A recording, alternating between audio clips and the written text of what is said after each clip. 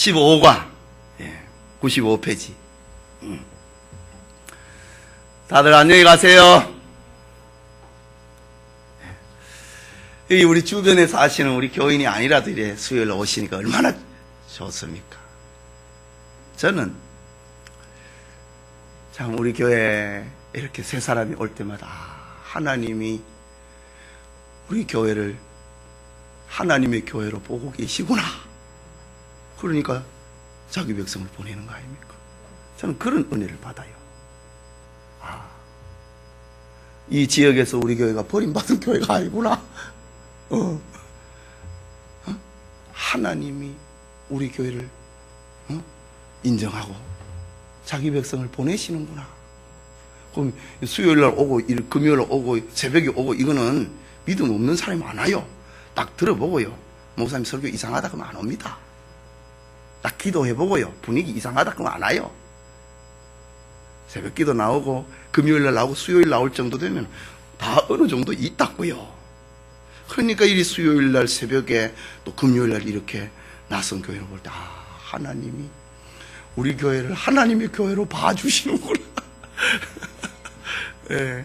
그리고 또 하나 또 제 편에서는 이 못난 내 설교를 들어주는 사람이 있어서 감사하다. 한번 설교를 해도 들어주지 않으면 뭔 소용이 있어요? 제가 서영준 목사님 깨척을 할 때 제가 좀 뭐라 큰 게 있어요. 거의 부주금 끓는 거예요. 사모사, 너 교회 한 말이야. 너 그렇게 설교를 하고 싶어 이래 하지만은 맹철하게 생각을 해봐라. 누가 들어줘야지. 안 들어줍니다. 안 오는데? 일주일 내에 설교 준비했는데요, 주일날 들어주러 사람 안 와보세요.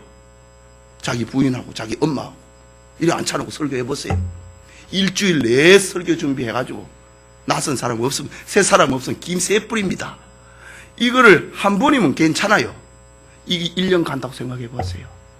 그러면 탁 다운돼 뿌립니다. 사목사, 개척이라고 하는 것은 쉬운 게 아니야. 네가 한만 설교를 잘해도 말이야,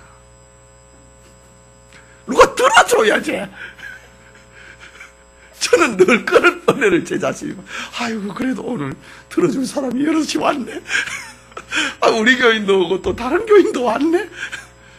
얼마나 감사할 일이에요. 인간적인 내 모습을 보고 저 길에서 서서 막 소리를 지를 때 누가 내 목소리 들어줍니까? 좀 미친 게 이렇겠지. 그런데 이런 저녁 시간에 주일날 이렇게 설교를 하면 그래도 하나님의 사람들이 꾸역꾸역 와요. 온갖 환란을 통과하고, 저 아가서에 저는 저 밤을 통과한 사람들이 다 하나씩 온다고. 이것도 다 밤을 통과하고 왔다고. 또 남편하고 사이에서 자식들하고 또 직장 문제 다 밤을 통과한 사람들이 앉아 있다고요. 아가서를 들어야 알지. 다 잊어버리지 벌써. 그래야 또 나중에 또 한번 합시다. 자, 오늘 마태복음 15장에 등장하는 예수님의 말씀인데, 15장의 말씀은 그 유대인들하고 예수님이 바리새인들하고 그 영적 충돌이 일어나는 장면이 하나가 있고, 그게 1절에서 20절까지고, 그 다음에 20절부터 21절부터 마지막까지는 예수님이 또 기적을 일으키는 그런 장면입니다. 그 분량이 많으니까 나누어 가지고 20절까지의 장면입니다. 우리 마태복음 15장 1절에 보면은 듣기만 하셔도 됩니다. 그때에 바리새인과 서기관들이 예루살렘으로부터 예수께 나와 가로되, 당신의 제자들이 어찌하여 장로들의 유전을 범하나이까? 떡 먹을 때에 손을 찢지 아니하나이다. 예수님의 지금 공생의 후기인데, 지금 갈릴리에서 열심히 예수님이 복음을 전하고 병자를 고치고 죄인들의 친구가 되어주는 이런 일을 하고 있는데, 저 예루살렘에 그 지역에도 유대인들이 있고 그 지역에도 바리새인들이 있습니다. 그게 아니고 예루살렘 본부에서 파견을 한 조사단들이 파견이 됐습니다. 이제 예루살렘 이스라엘 안에 예수님의 소문이 여기저기서 이제 들려나게 됩니다. 그러니까 종교 기득권자들인 바리새인 서기관들은 위기감을 느끼게 되는 거예요. 그러니 예수님을 어떻게 올무를 지을 수 있을까? 그러니까 예수님의 활동에 무슨 문제가 있을 것이다. 그거를 너희들이 가갖고 조사를 해라. 예루살렘에 있는 산헤드린 공회에서 예수님의 활동 조사단을 파견을 했습니다. 딱 보자마자 예수님과 예수님 제자들을 향하여서 딱 꼬투리를 잡습니다. 당신의 제자들이 어찌하여 장로들의 유전을 범하나이까? 그게 뭐냐? 먹을 때 손을 씻지 아니하나이다. 딱 올무를 딱 걸었습니다. 그러면 이 장로들의 유전이 뭐냐? 조금 복잡한 건데 그냥 간단하게 좀 설명을 하겠습니다. 성경에 하나님의 말씀, 율법이 있잖아요. 그 율법은 이스라엘 백성들이, 하나님의 백성들이 살아가야 될 원론이라 이거지요. 그러나 그 율법이 생활 속에 정확하게 어떻게 지켜라, 이건 모르는 거예요. 예를 들어서 밥상을 차려놨다. 원론은 밥상을 차려놓고 밥 먹으라 이겁니다. 성경은.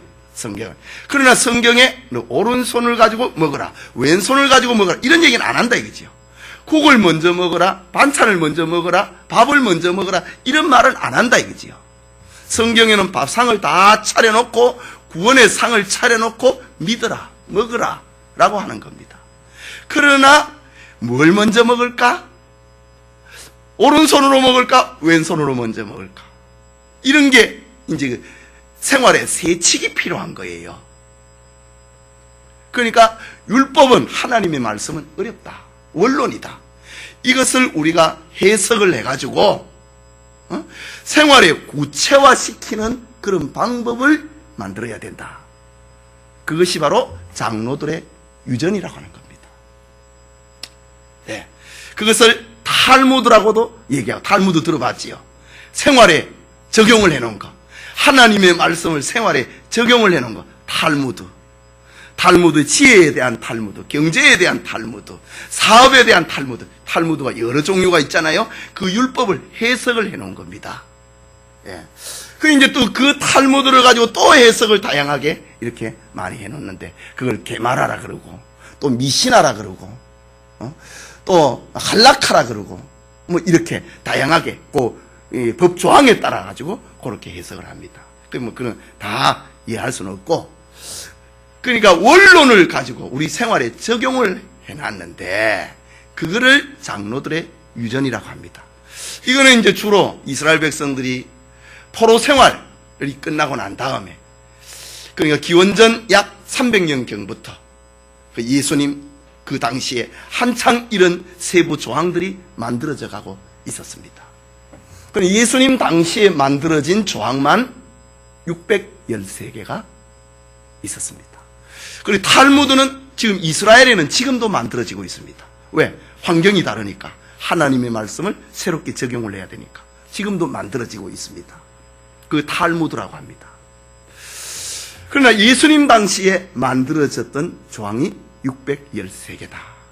그리고 하라는 것이 있고 하지 말라는 것이 있고, 그리고 하지 말라고 하는 것이 365개, 365일째 매일 하지 말라고 하는 게 있고, 또 하라고 하는 것이 있고, 합해갖고 613개의 조항이, 세부 조항, 그것을 가리켜 장로들의 유전이라고 합니다.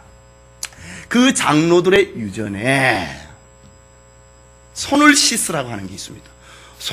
근데 예수님과 그의 제자들은 손을 씻지 않고 음식을 먹었다. 우리 다 이해할 수 있잖아요. 우리 밖에서 하루 종일 이렇게 놀다가 집에 와서 엄마가 밥 먹으라 그러면, 야, 손 씻고 와서 밥 먹어, 이래 하잖아요. 그것처럼 예수님 당시에도 손을 씻고 밥을 먹었는데, 손을 안 씻고 제자들이 밥을 먹었다 이거죠. 그러나 그거는 이제 손을 씻는다라고 하는 건 두 종류입니다. 하나는 위생상 손을 씻어야 된다. 그거는 우리가 합당한 겁니다. 위생상. 우리가 밥 먹을 때 위생상, 손이 더러워졌으니까 위생상 우리 손 씻고 깨끗하게 하고 삼을 싸먹고 밥을 먹잖아요. 그래 합니다. 그러나 그거는 문제될 게 아닙니다. 지금 유대인들이 만들어 놓은 장로들의 유전, 손 씻으라고 하는 이 말은 하루를 지내는 동안에 이방인들 만났다 이거예요. 이방인들이 가지고 있는 물건, 이방인들이 사용하는 물건이 너가 무심결에 만져졌다 이겁니다. 이건 하나님의 백성인데 이방인들과 접촉을 했다고 하는 겁니다. 그러니까 너 손이 더럽다 이 말입니다. 이건 아니잖아요. 손에 먼지 묻어가지고 손 씻고 먹어라. 이거는 괜찮은데 이방인들하고 하루를 지내는 동안에 접촉을 했기 때문에 너 더럽다. 그거를 만들어 놓은 거예요. 그리고 이게 종교적인 규례가 되어버립니다. 생활에 음식을 먹는 규례가 아니고 종교법이 되어버린 거예요. 그리고 종교법이 되니까 이제 손을 씻는 것도 어떻게 씻어야 된다는 규정이 또 나오는 거예요. 물을 한 바가지를 가지고 한 손을 씻을 때 한 바가지를 다 부어야 된다. 그래야 그 손이 깨끗하다. 또 한 바가지를 써가지고 이쪽 손을 씻어야 두 손이 깨끗하다. 한 바가지를 가지고 두 손을 다 씻었다. 그 손은 깨끗하지 못하다. 이 세상 이렇게 만들어 놓은 겁니다. 예수님 당시에 손을 씻는 규례라고 하는 거. 아니 물을 얼만큼 쓰든 그게 무슨 문제가 있습니까? 근데 뭐 비누로가 닦는 것도 아닙니다. 그냥 물로 이렇게 쭉 붓는 겁니다. 한 바가지를 부으면 깨끗하고 한 손에 한 바가지를 부으면 깨끗하고 반 바가지를 부으면 더러운 거예요. 이게 장로들이 만들어놓은 유전입니다. 그러니까 예수님이 그 말을 딱 들으니까 이것들 봐라. 안 그러겠어요? 그러니까 성경에 보면은 성경을 보세요. 마태복음 15장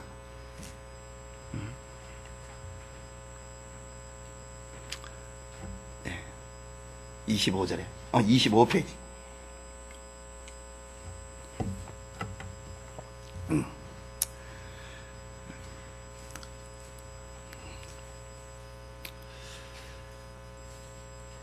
그 이제 예수님과 예수님의 제자들이 왜 이방인들하고 접촉이 됐는데 우리의 지도자들이 한 바가지를 가지고 한 손을 씻고 한 바가지를 가지고 또 한 손을 씻으라고 했는데 너희들은 왜 그렇게 안 했느냐 이 말입니다.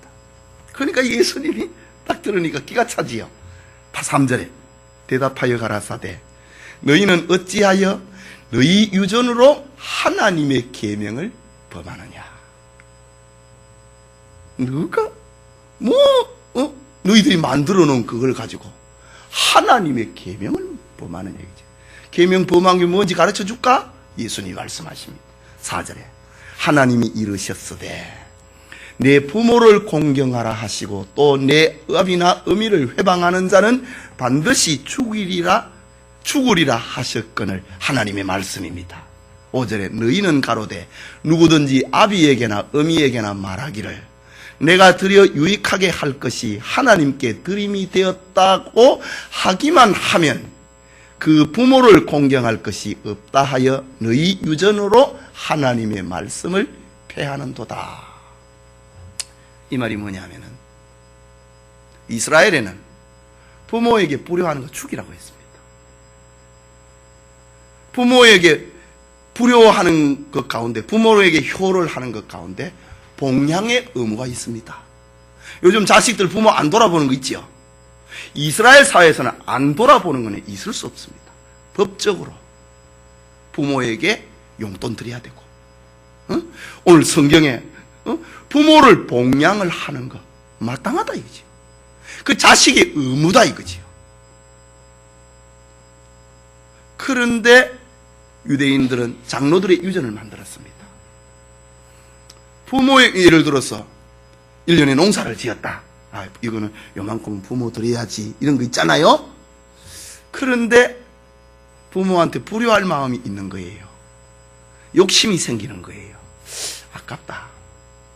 이걸 가지고 요즘 표현을 하면 우리 애 학원비 보내면 더 좋겠는데, 이런 마음이 드는 거예요. 요거 좀 모아놓으면은 우리 집을 좀 더 넓혀갈 수 있겠는데, 이런 마음이 드는 거예요. 그리고 하는 말, 하나님 앞에 들임이 되었다. 마가복음에는 그 표현을 고르반이라고 말합니다. 하나님 앞에 들임이 되었다. 그러면은 부모 봉양 안 해도 된다. 그런 법을 만드는 거예요. 왜? 부모보다 하나님이 더 높으니까. 하나님 앞에 들임이 되었다 라고 하면은 그 이제 세부 사항 아닙니까? 응? 하나님 앞에 들임이 되었다. 그러면은 부모 봉양을 안 해도 된다. 그런 조항을 장로들이 예수님 당시에 603개 항목 가운데 하나가 있는 거예요. 그렇게 하면서 뭘 했느냐? 하나님 앞에 들임이 되었다고 하면서 부모에게 이만큼 드려야 될 거, 하나님 앞에 들임이 되었다고 이만큼 하나님 앞에 드려야 될 거 아닙니까? 이만큼을 남겨놓고 조금만 하나님 앞에 드렸다 하고 나머지는 자기가 챙겼다 이죠. 이 불효입니다, 불효. 이 불효인데, 율법에서는 용납을 못하는 불효인데 장로들의 유전을 가지고 그걸 합법화 만들어 놓은 거예요.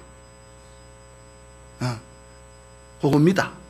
그러니까 예수님이 저들의 모습을 다 아시잖아요. 너희들은 너희 법을 가지고 사람의 유전, 장로들의 유전입니다. 너희 유전, 그 부모를 공경할 것이 없다 하여 너희 유전으로 하나님의 말씀을 폐하는도다. 예수님이 너가 유전으로 가지고 예수님 음식 손 안 씻고 먹었다 그거 말하느냐? 이 나쁜 사람들아, 너가 그 법이 뭔지 아느냐? 이방인들을 너희들은 그렇게 개처럼 여기느냐?